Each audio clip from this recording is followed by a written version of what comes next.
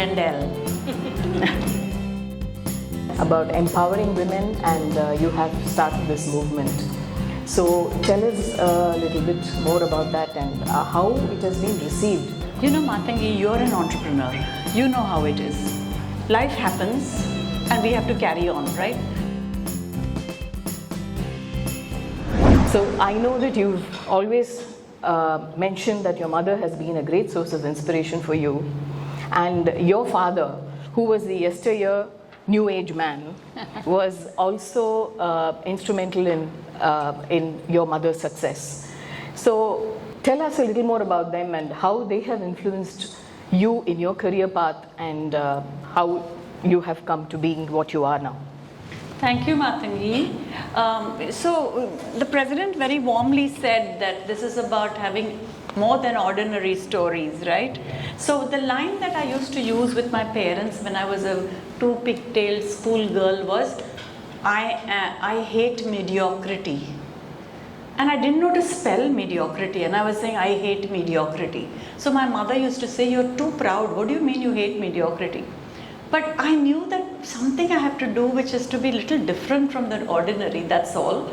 And I saw my mother become the first woman banker to head up a nationalized bank. And that's quite something in her time, right? So thank you.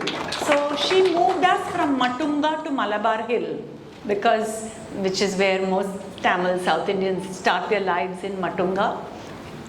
And the bank gave mom an apartment in Malabar Hill, and we moved there, and I sort of went up in life. Already the mediocrity was left behind.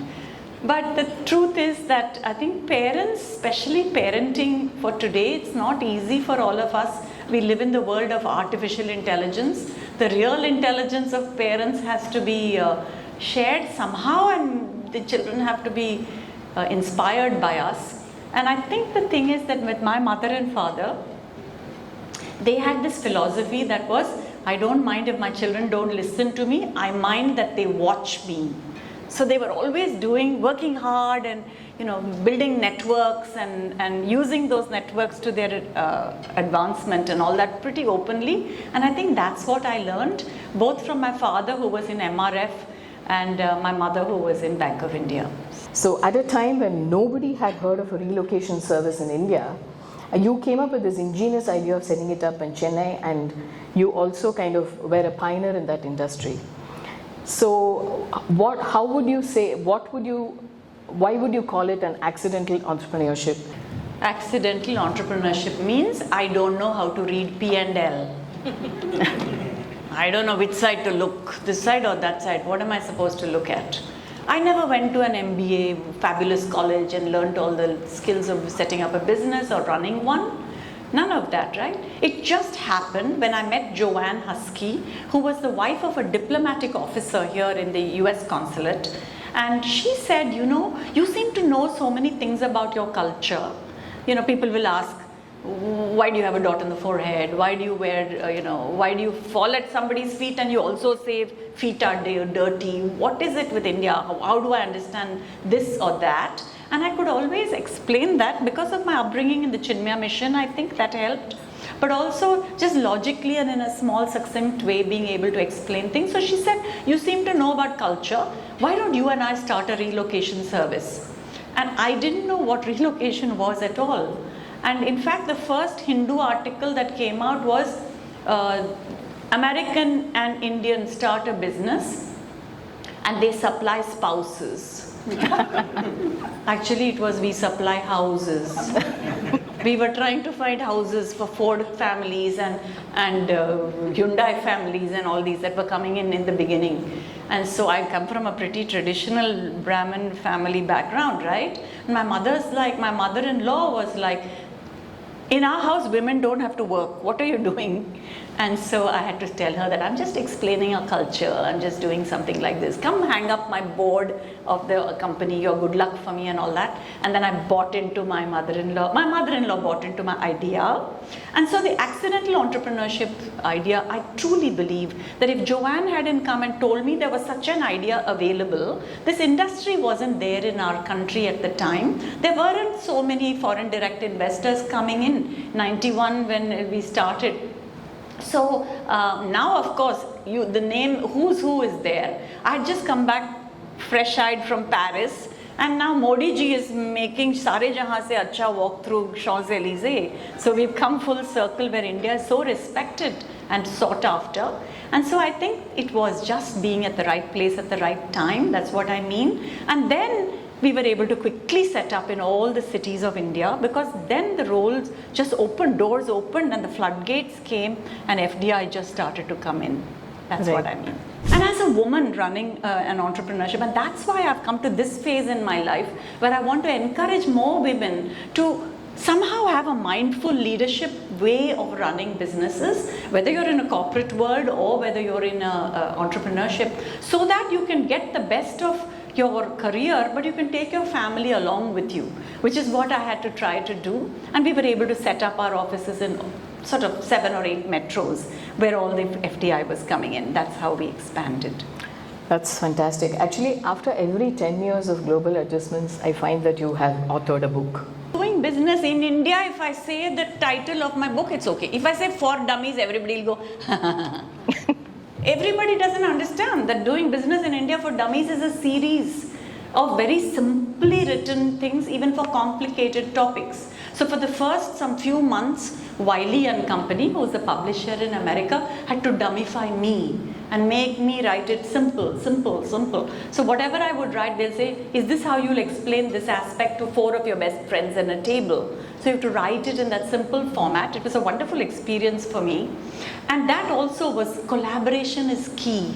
I think going forward into this world today, collaboration is going to be key. I think competition is getting left behind, because I was able to collaborate with so many others to bring that book to fruition. Not that I knew all those topics, but what happened is Wiley thought that when we doing business in India for dummies, we should hire an author who has access to so many companies that have been successful and have case studies to share.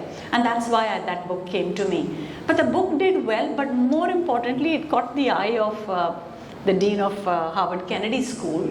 At that time, the Women's Leadership Board at Kennedy School had only Caucasian American women. And then they wanted it to be international, so they were looking for an Indian woman to be on the board. And so one of my clients who was in Starbucks told them, you should invite Ranjini to be on the board. So suddenly now I found myself from being a Mylapore mommy to being a Harvard Square member and going there 3 times a year for board meetings. It was a wonderful experience, Matangi, because it taught me a lot about gender intelligence and things that are topics at Harvard and Rutgers.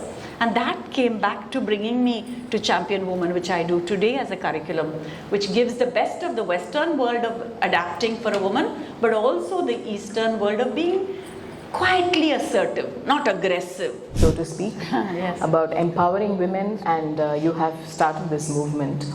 So tell us a little bit more about that and how it has been received, your programs and various life coaching skills that you are imparting to women, how it has been received and what are the challenges.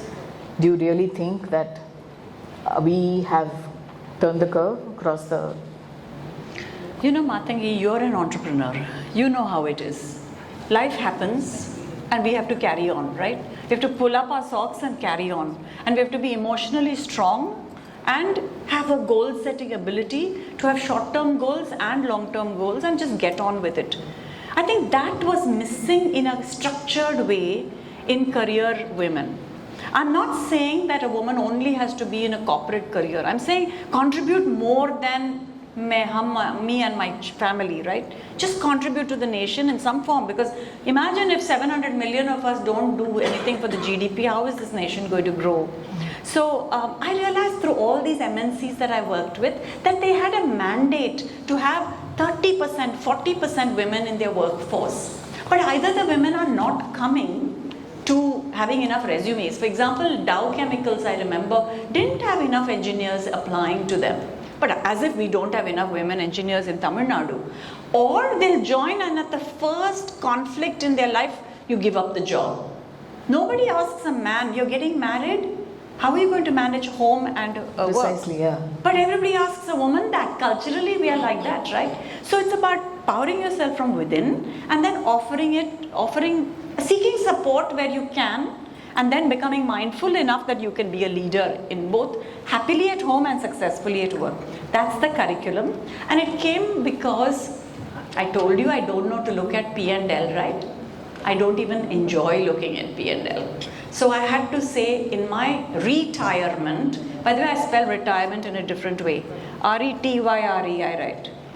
Why? Because it's retired. It's running faster now. Very forward-looking Tamil Nadu government. 150 women colleges throughout Tamil Nadu, where the final year college girls are all going through our program. And we do it in Tanglish because they're from Salem and Erode and everywhere. And they're like, idu kuda pannalama? Kelvi kuda keklama? There are 3 pillars we work on, Matangi. One is, how do you keep on boosting your self-esteem and self-confidence? Because that's needed, I guess, for everybody, but definitely for our women. The second one is, work and life has to be integrated. We can only balance if we integrate today, right? We're sitting here, we're still checking our mobiles and able to quickly answer our emails. But you also have to have a little bit of gender intelligence and smart so that you can use it to your advantage. So those 3 pillars we work on, and I think the mindful leadership is well received. In corporate world, Army, we've trained 26 trainers within the Army, and they are cascading it to thousands of women within there. So we are enjoying our job. We do this, hand over the curriculum, go to the next thing. So if there's anyone in this audience who has a lot of women working for them, we do pro bono work. We're very happy to come and do programs for any of you.